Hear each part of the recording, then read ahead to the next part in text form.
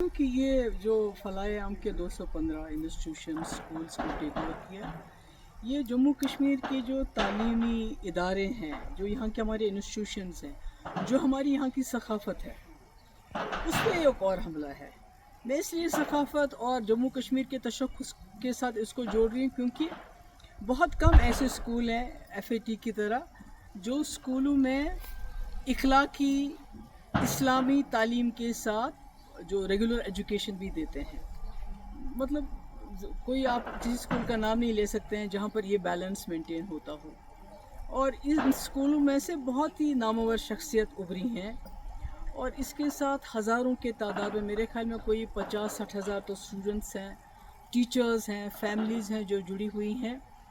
तो इस तरह से इसको इसको टेक ओवर करना, पहले तो जमात इस्लामी के तमाम एसेट्स को टेक ओवर किया गया, उन पर बैन लगाई गई।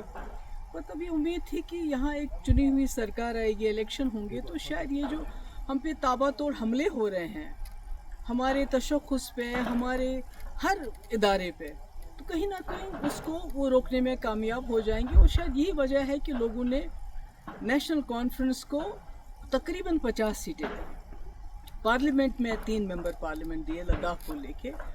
तो पर अफसोस की बात है कि बजाय इसके कि वो इस चीज़ को रोके, तो ये गवर्नमेंट की तरफ से ऑर्डर आना, मुझे लगता है कि ये मतलब एज अ कश्मीरी मुझे लगता है कि ये जो लोगों का जो भरोसा है उन पे क्या गुजरी होगी, मैं उसका अंदाज़ा नहीं लगाना चाहती। क्योंकि पिछले इलेक्शन में तमाम लोगों ने अपनी आइडियोलॉजी से बालातर उठ के, चाहे वो जमात इस्लामी थे, चाहे अहले हदीस थे, चाहे एम्प्लॉइज़ थे, चाहे टीचर्स एसोसिएशन थी, चाहे नौजवान थे, सब ने सोचा कि एक ही जमात को वोट देंगे ताकि ये जो तूफ़ान आ रहा है हम पे मरकज़ की तरफ से, इसको शायद एक जमात रोक पाएगी, एक ही जमात रोक पाएगी। क्योंकि PDP को तोड़ फोड़ करके PDP लगता था लोगों को ये ख़त्म हो चुकी है, ये मुकाबला नहीं कर पाएगी। तो ऐसे में ये होना, और अभी आपने देखा कुछ देर पहले जो हमारी उर्दू ज़बान है, सरकारी दफातर में से उसको तकरीबन ख़ारिज किया जा रहा है।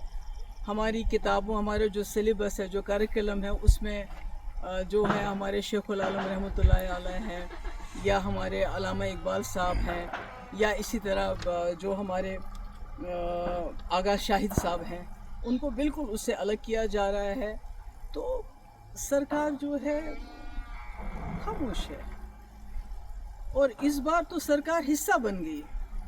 आपको याद होगा 2016 और 17 में जब यहाँ बहुत हालात ख़राब हुए, पथराव रोके ना रुके, दिल्ली से इतनी बड़ी टीम आ गई, बड़े बड़े मिनिस्टर्स की, बड़े बड़े पॉलिटिशियंस की, और हुर्रियत के दरवाज़ों पे गई कि आप दरवाज़ा खोलिए, हमसे बात कीजिए, दरवाजे बंद कर दिए। यानी इतने हालात ख़राब थे। उस वक़्त मेरे ऊपर बहुत प्रेशर आया था कि आप जमात इस्लामी के ऊपर क्रैक डाउन कर लीजिए, बैन कर लीजिए, इनको PSA लगा लीजिए, इनके एसेट सीज कर, जो अब हो रहा है, जो इस वक्त की सरकार इस वक्त कर रही है। मगर मैंने सोचा कि अगर मैं अपने ही लोगों पे बिला वजह इस किस्म की कार्रवाई, या तो कोई सबूत हो कि भाई इस वक्त ये कुछ ऐसा कर रहे हैं तो आप कोई एक्शन लोगे, मगर सिर्फ इनकी आइडियोलॉजी की वजह से किसी ने जाके दिल्ली में चुगली खाई थी कि भाई वहाँ जो भी कुछ कर रहे हैं वो जमात इस्लामी के लोग कर रहे हैं, जो पथराव हो रहा है, जो मुल्क के मुखालिफ जो मुहिम चल रही है, वो सब जमात इस्लामी। पर मैंने उस वक्त स्टैंड लिया, जैसे मैंने कठुआ में स्टैंड लिया। हालांकि मेरे पास अक्सरियत नहीं थी, हम PDP BJP सरकार में बने हुए थे। आज नेशनल कॉन्फ्रेंस के पास अपनी अक्सरियत है, उसके बावजूद वो इस किस्म के फैसले करती है। मुझे लगता है ये अफसोस के लायक है। और इसके बारे में क्या कहूँगी, वैसे तो लोग कहते हैं कि कहीं ना कहीं नेशनल कॉन्फ्रेंस और जमात इस्लामी का पुराने वक्त से चल रहा है, कि जब शेख साहब मरहूम 77 में आ गए, उसके बाद जमात इस्लामी वालों के साथ क्या किया गया, किस तरह इनके घर चलाए गए, क्या क्या हमारी मुक़द्दस किताबें भी नज़र आतश की गई। उसके बाद 87 के बाद क्या किया गया, जो फलाए-ए-आम ट्रस्ट के टीचर है उनको कैसे पब्लिक सेफ्टी एक्ट लगाया गया। और आज 2025 में अब इनके जो स्कूल थे, जो लोगों के गरीब बच्चों को, क्योंकि आपने देखा कि सरकारी स्कूलों में जो चीज़ कमी है वो ये स्कूल पूरी करते थे, जिनका कोई नहीं होता था, और कम फीस लेके ये तालीम देते थे। तो आज इन्होंने इतना बड़ा सिस्टम जो एक बना हुआ है उसको ایک حساب سے تباہی کے دہانے پہ پہنچا دیا ہے. کئی گھر اس کے ساتھ وابستہ ہے, کئی ٹیچر, سب کا مستقبل جو ہے. میم آپ نے ایجوکیشن منسٹر